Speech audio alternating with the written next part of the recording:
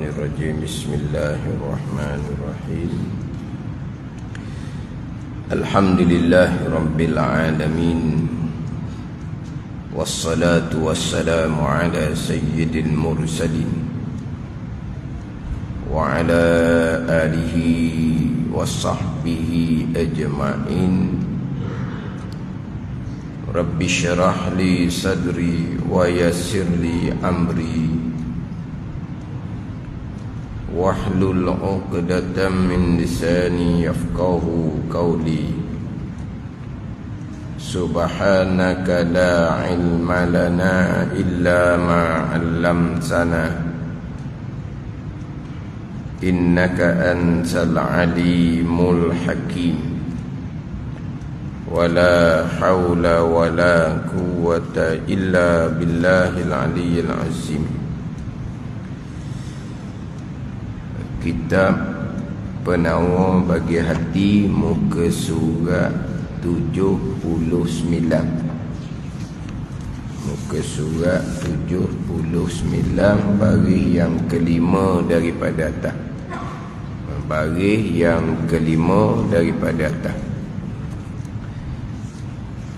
Qala al-muallifu rahimahullahu ta'ala wa nafa'ana bi'ulumihi amin. Bahagi yang kedua, bahagi yang kedua, yakni bahagian yang kedua daripada 4 bahagian. Bahagi yang kedua, yakni bahagian yang kedua daripada 4 bahagian.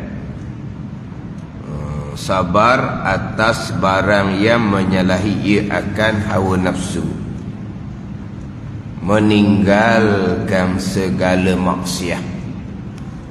Meninggalkan segala maksiat, yang mana meninggalkan segala maksiat ini barang yang menyalahi akan hawa nafsu.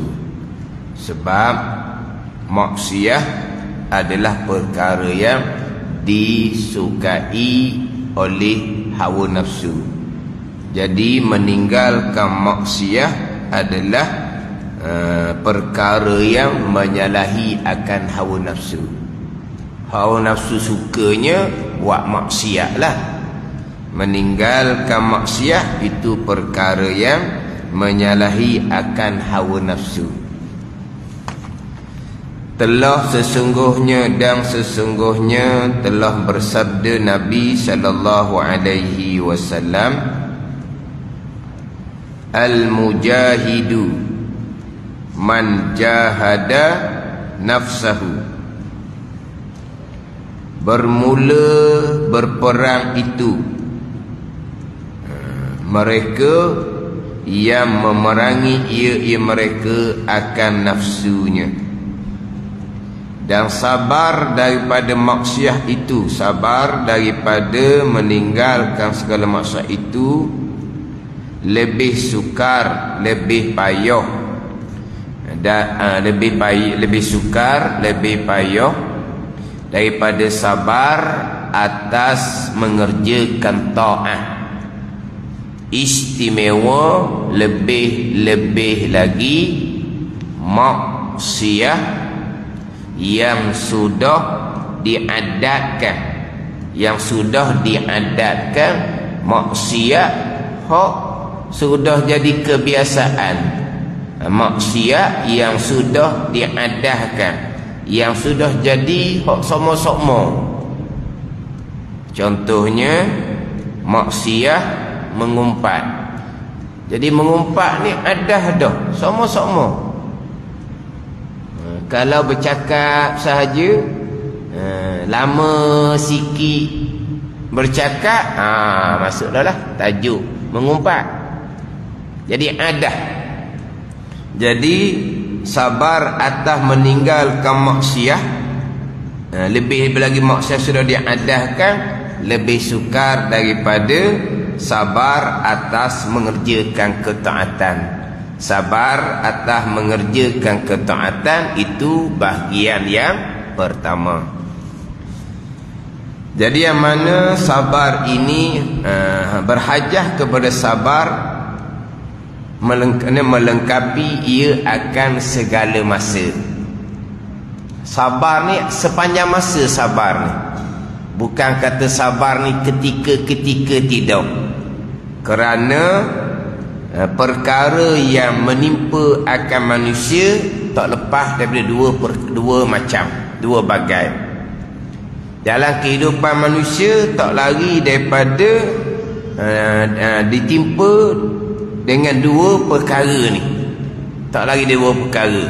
Yang mana kedua-dua perkara, kedua-dua macam, kedua-dua bagai yang menimpa atas manusia ini, kedua-dua ni berhajah kepada sabar. Jadi dalam kehidupan kita tak lari dua perkara, maka sabar pun sepanjang masa. Sebab kehidupan kita sepanjang masa tak lepas daripada dua perkara, dua bagai, dua perkara. Jadi dalam kehidupan kita dua perkara ni maka berhajah kepada sabar melengkapi ia akan segala masa. Mana dahulu perkara pertama, barang yang bersetuju dengan keinginan nafsu kita. Barang yang bersetuju dengan keinginan nafsu kita. Mana contohnya, kita sihat badan,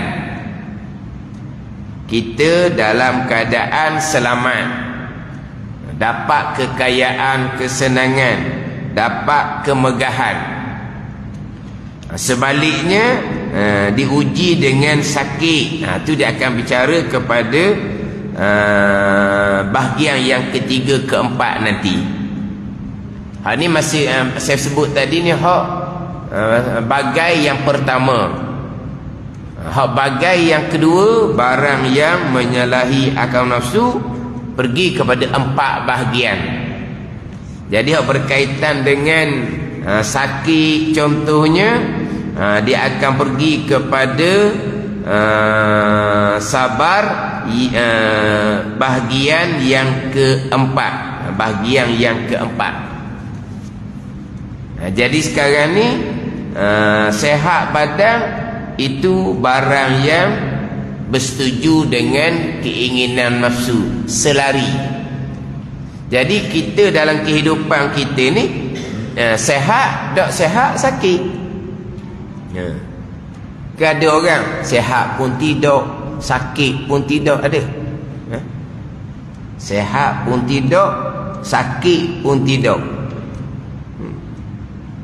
Kaya pun tidak, miskin pun tidak. Ada dah. Kaya pun dah, miskin pun dah. Kita apa itu? Hak M40 ke apa pun? Belah. M40. Hak pertengahan. M40 pertengahan. Hak bawah ke apa dia? B pula. B40. Atas T40. T20, 20 pula. Tak ada T40. Jadi pertengahan ada. Kaya dah tu, cukup belanja, okey dah tu. Tapi nak kita dalam kehidupan ni, kalau tak sihat, sakit. Masa sihat kena sabar, masa sakit kena sabar, masa kaya kena sabar, masa miskin kena sabar. Jadi dalam kehidupan kita tak lari ni daripada dua keadaan ni. Sama ada yang disukai oleh nafsu, sihat, sama ada yang menyalahi akal nafsu, sakit. Jadi sihat pun berhajah kepada sabar, sakit pun berhajah kepada sabar. Maka sabar adalah sepanjang masa. Sabar adalah sepanjang masa. Jadi barang yang bersetuju, yang selari dengan nafsu, sehat badan, selamat, kaya, dapat kemegahan, sangat berhajah kepada sabar. Yang biasa kitanya, kalau sehat, kalau selamat, kaya, syukurlah. Syukur nanti akan bicara. Syukur nanti akan bicara sifat mahmudah yang kelima. Jadi sehat badan memang wajib bersyukur. Nanti akan bicara. Sekarang ni bicara bab sabar. Sama nanti bicara bab sakit. Sabar dan sakit pun ada syukur. Cuma kita kok kalau ketetapan Allah yang manis, syukurlah. Ketetapan Allah yang pahit, sabarlah. Sebab ketetapan Allah Ta'ala ni hulwihi wa murrih, Nabi kata. Hak manis qada Allah, hak pahit qada Allah. Hak manis sihat badan, kaya. Hak pahit sakit, miskin. Ada ni. Jadi kita biasanya kalau hak manis syukur, kalau hak pahit sabar. Ada hak manis pun ada syukur dan ada sabar. Sekarang bicara sabar, nanti baru bicara syukur. Hak qada yang pahit pun dia bukan hanya sabar, ada syukur pula di situ. Jadi hak barang yang bersetuju, yang selari dengan nafsu, maka dia kena sabar. Kerana kalau tidak sabar supaya tidak melampaui, tidak berlebihan pada bersedak-sedak dan mengikut nafsu semata-mata, maka akan jatuh ke dalam kebinasaan. Bukan sabar atas qada yang manis ni lebih sukar daripada sabar atas qada yang pahit. Sabar atas qada yang manis lebih sukar, lebih payah daripada sabar atas qada yang pahit. Qada yang pahit boleh sabar, masa qada yang manis bila tidak sabar akan melampaui dan berlebih-lebihan pada menggunakan qada Allah yang manis, nikmat daripada Allah, ujian daripada Allah Subhanahu wa ta'ala. Itu hak bagai yang pertama. Ni bagai yang kedua, barang yang menyalahi ia akal nafsu. Jadi barang yang menyalahi akal nafsu ni dia ada 4 bahagian. Bahagian yang pertama dahulunya mengerjakan ta'ah. Mengerjakan ta'ah. Sebab ta'ah ni di antara perkara yang menyalahi nafsu. Nafsu tak suka. Nafsu yang hak asal lah. Inna nafsa la ammaratun bisu. Dia menyuruh kepada kejahatan. Nafsu ni cenderung kepada kejahatan. Jadi ketika melakukan, nak mengerjakan ketaatan, dia kena sabar. Sabar atas mengerjakan ketaatan ni, sabar 3 masa. Masa permulaan mengerjakan ibadah, nak buat ibadah taat tu kena sabar. Sabar mana? Sabar pada menghasilkan keikhlasan. Sabar pada menghasilkan keikhlasan. Sabar daripada umpama riak. Kita nak buat taat ni, nak buat ibadat ni, nak buat sabar atas menghasilkan keikhlasan.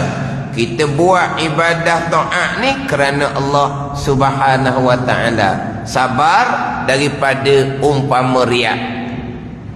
Ini ketika permulaan mengerjakan amal ibadah. Kemudian pula masa yang kedua, pada ketika mengerjakan ketaatan. Tengah-tengah waktu kerja taat tu sabar. Sabar supaya tidak malas daripada menunaikan segala fardu dan sunatnya. Buat comel molek, jangan buat lebih-lebih kurang. Kena sabar. Sedang mengerjakan ketaatan, sedang mengerjakan ibadah, kena sabar. Malah kitanya. Kalau hak fardu tu kita tak malah lah.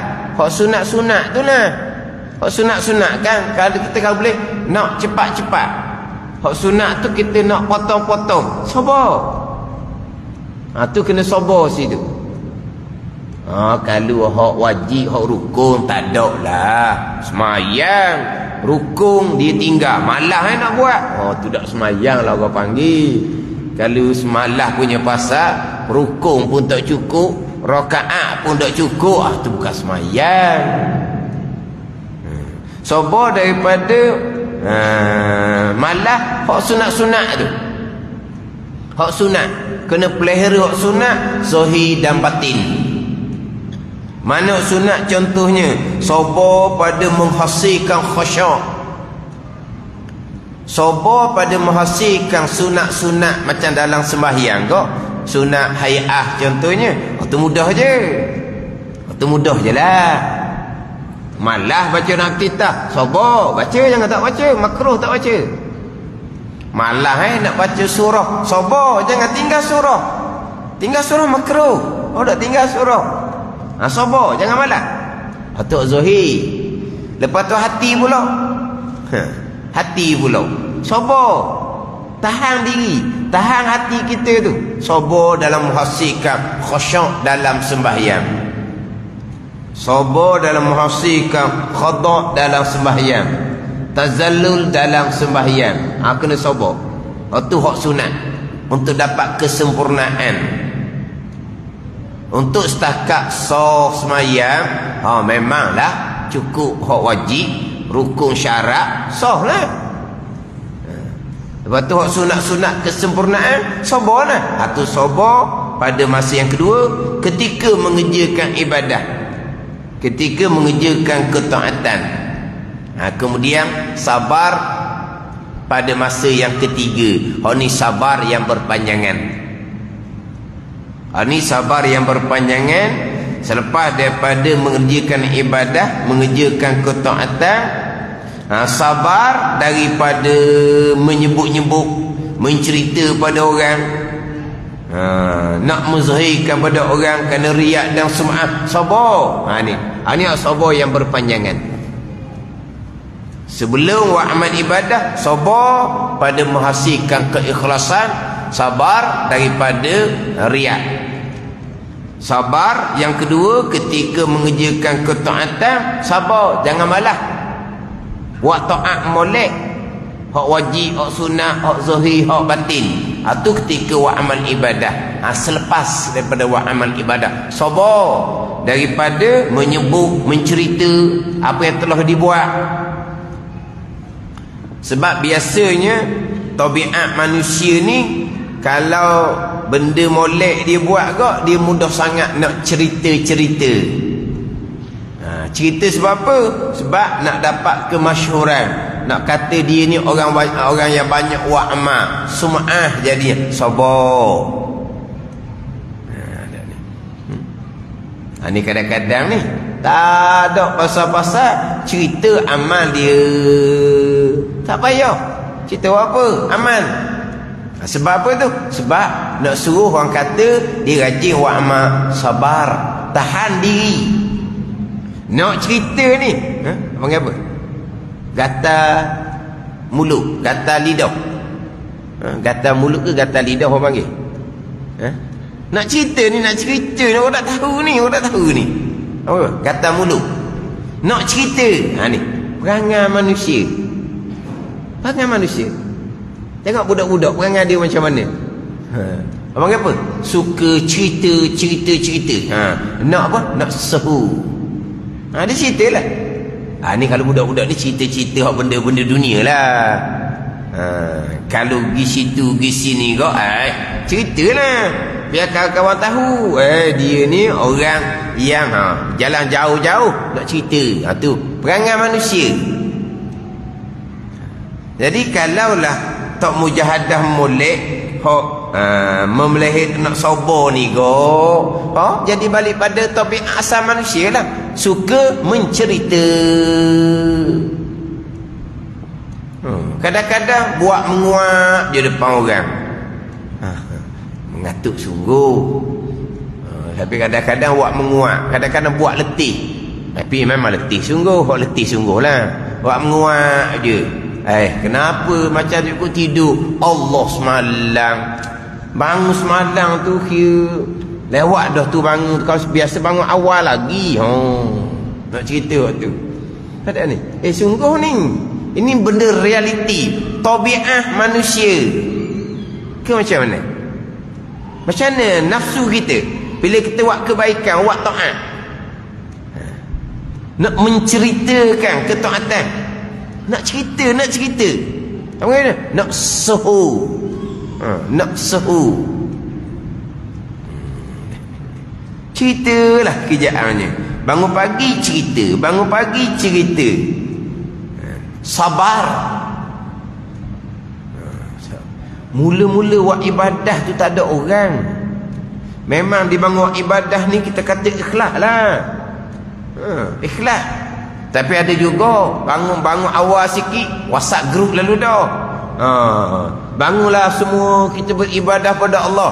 Tu di WhatsApp nak kejut kawan dia supaya bangun. Ikhlas. Ini hati kita masing-masing dengan Allah. Tapi ada bangun je WhatsApp. Bangun pagi buat ibadah. Sebab apa? Nak dorong orang lain. Maknanya bangun buat ibadah malam-malam ni ikhlas lah. Sebab tak ada orang tengok. Ikhlas. Dalam buat ibadah pula memang buat comel-comel. Orang tak ada tapi dia buat comel. Ni sabar tu. Dia bangun, dia buat ibadah, dia betul-betul ikhlas. Tak ada riak. Sabar dia untuk menghasilkan ikhlas. Buat ibadat orang tak ada, tapi dia buat comel-comel sungguh. Sabar dalam menyempurnakan ibadah dianya. Siap dah. Selesai dah. Ni. Sabar molek sabar. Setakat kata je. Serah kepada Allah Subhanahu wa ta'ala. Catatan siap dah. Tunggu bentang di mahsyar. Tunggu balasan baik daripada Allah Subhanahu wa ta'ala. Cerita pada orang tak ada keperluan. Sabar. Kadang-kadang mula-mula boleh sabar, lama-lama nak cerita juga. Tu kata tu. Tu kata gatal mulut. Gatal mulut nak cerita. Saya lama dah ni, sebulan lebih dah ni boleh qiyamul lail. Mula-mula dak cerita langsung. Lama-lama nak cerita juga. Ni kata sabar panjang ni sabar ni panjang ni. Contohnya nak infak. Diinfak tak ada orang tahu. Sebab apa tu? Diinfak kan nak menghasilkan keikhlasan. Tak ada orang tahu. Ada ni. Diinfak pula dia beri benda-benda yang bernilai. Ada ni. Benda yang disayang. Okey, diinfak comel dah. Selesai dah. Sabar. Jadi cerita pada orang. Ada ni. Ada orang yang tahu infak dia lepas dia mati. Ada ni. Tak ada orang tahu. Ada. Dia sabar tu. Diinfak mula-mula memang ikhlas. Tak ada orang tahu. Tak ada ni. Dia infak selesai dah. Tak ada orang tahu. Dia tak cerita. Cerita tu timbul bila tu? Lepas dia mati. Timbul nama baik. Tak apa. Timbul nama baik lepas dia mati. Pada ni Allah nak memuliakan dia. Allah nak muliakan atas dunia. Nama jadi sebut sebagai orang yang pemurah. Allah nak memuliakan. Memang ada yang seumpama tu. Infak derma diketahui lepas dia mati. Di infak permulaan memang dia sabar pada menghasilkan keikhlasan. Selesai di infak, dia sabar daripada nak menyebut, nak menzahirkan, nak menceritakan. Tak ada. Sabar tu panjang.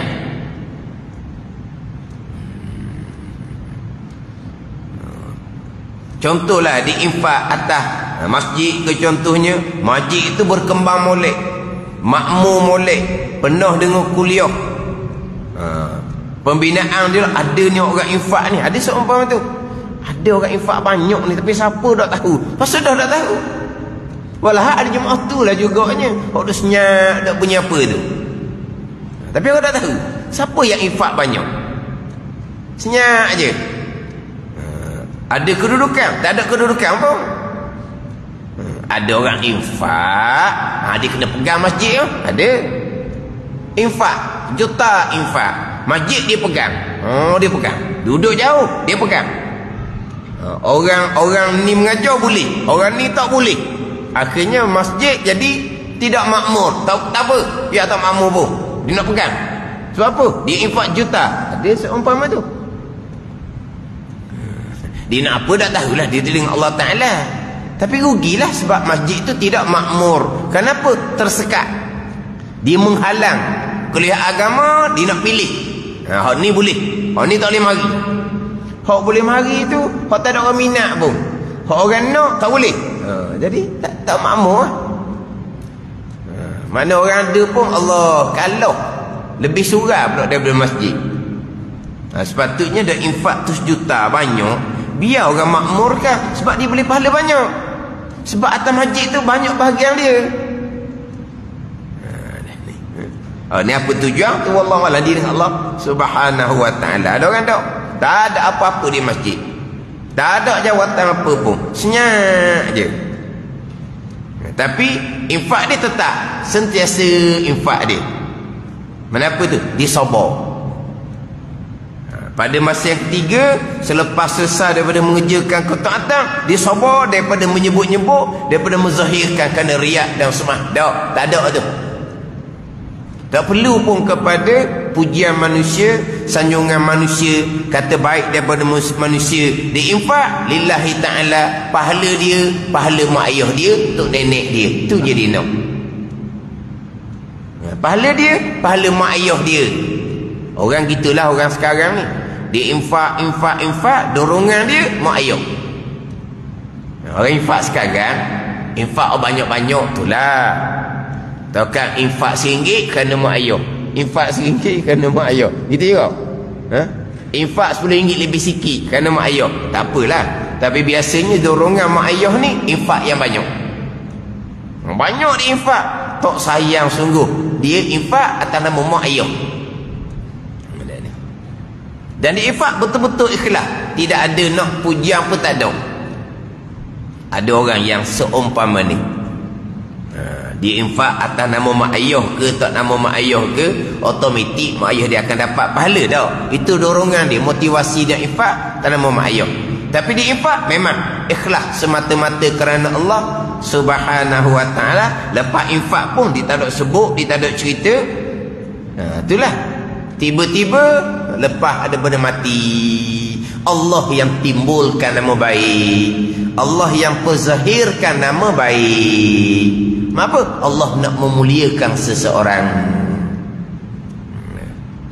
Atau sabar selepas dia mengerjakan ketaatan. Atau sabar yang berpanjangan. Itu sabar bahagian pertama, sabar ketika mengerjakan ketaatan. Bahagian yang kedua, meninggalkan segala maksiat.